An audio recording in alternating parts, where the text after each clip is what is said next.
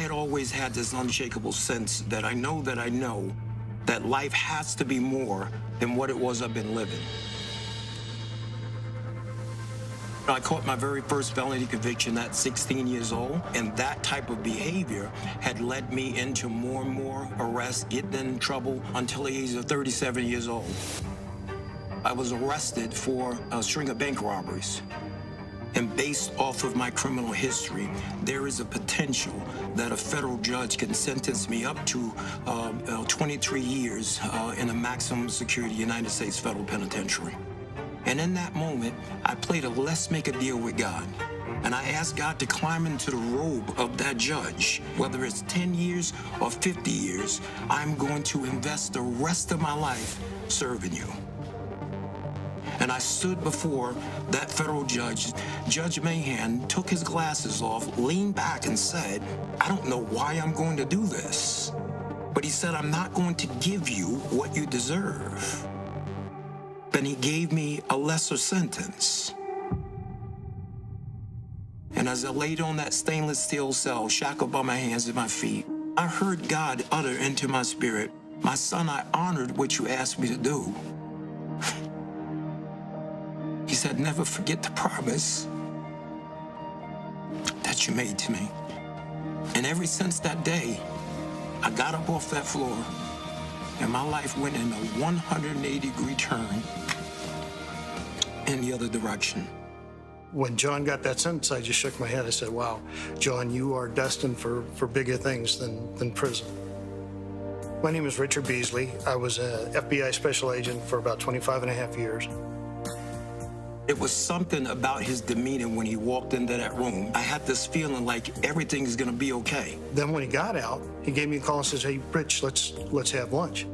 So I met him at the McDonald's, and he's got a Bible with him. I've seen that before where guys have used a Bible as a prop. It took me about 30 seconds to understand that this was not a prop with John. He was a changed guy from the man that I arrested, several years before.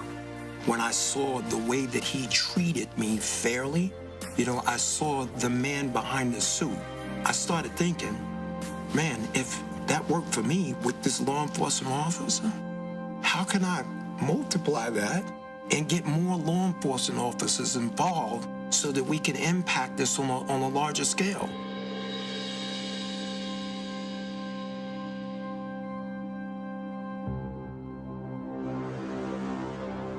President Trump, he had made a bunch of promises. Let me just be transparent. When he first started talking about the things he was going to do, I'm sitting there going, wait a minute here. I mean, is he serious? Because everything that he was saying that he wanted to do was the stuff that needs to be done.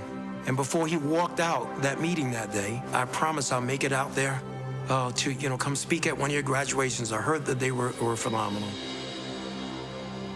When he stood there in that graduation and he went out of his way to shake the hand of every one of those 29 graduates, set them on a whole nother vista of life because they had the office of the President of the United States. The promises that he made was promises that he kept. 2 years ago, I was honored to tell John Ponder's story of transformation in the Rose Garden on the National Day of Prayer.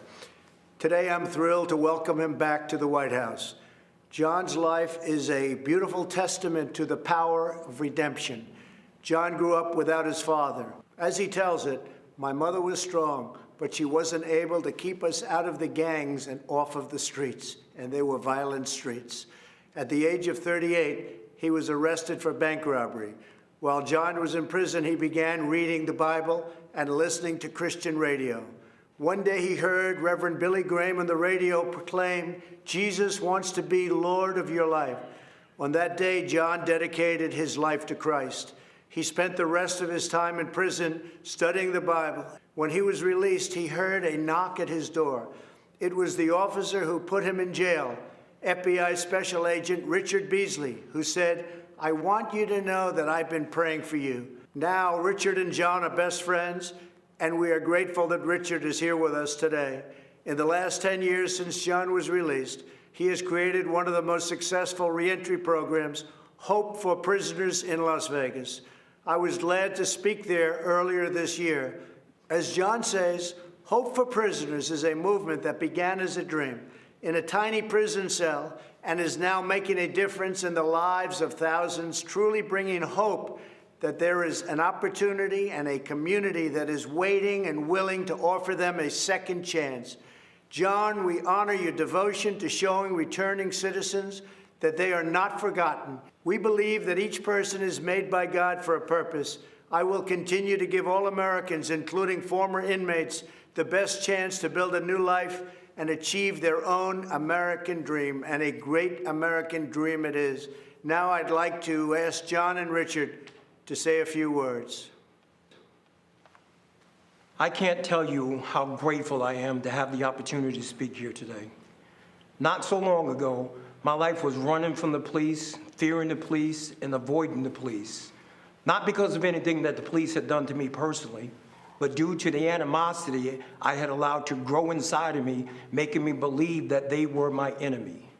But today, praise God, I am filled with hope, a proud American citizen who has been given a second chance.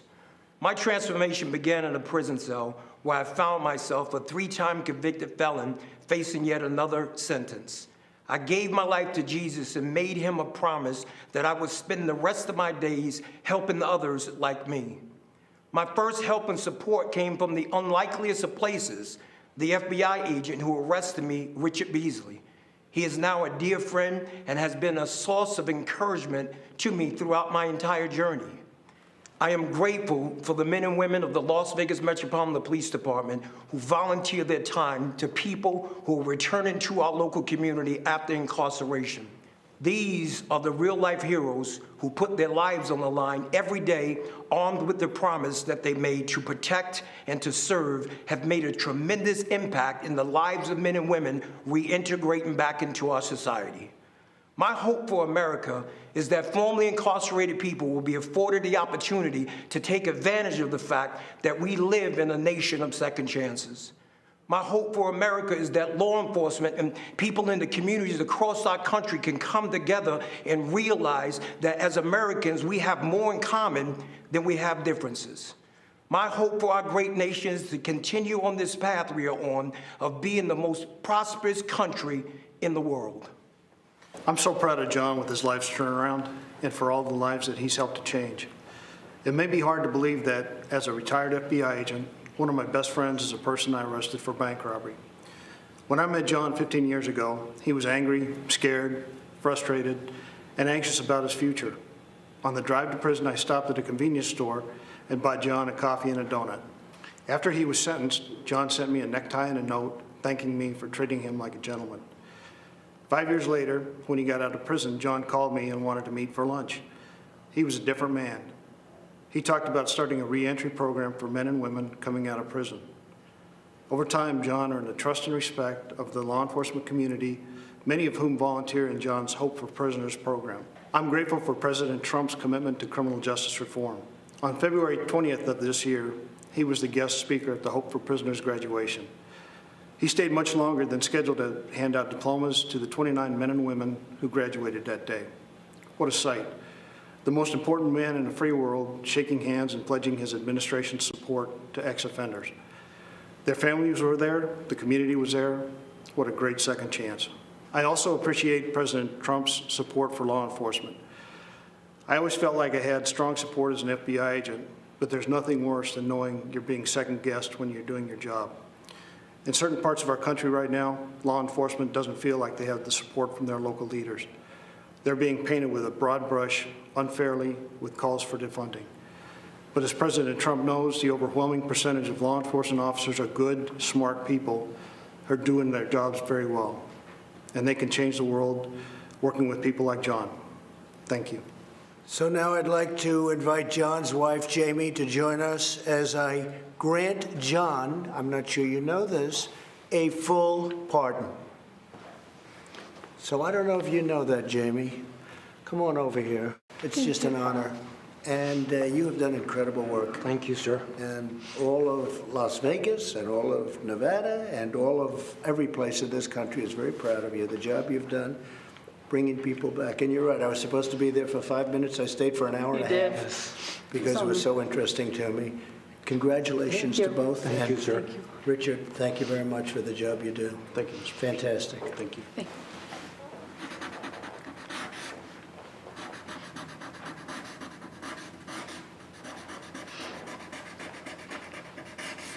Okay. I think I'll give it to Jamie. What do you think?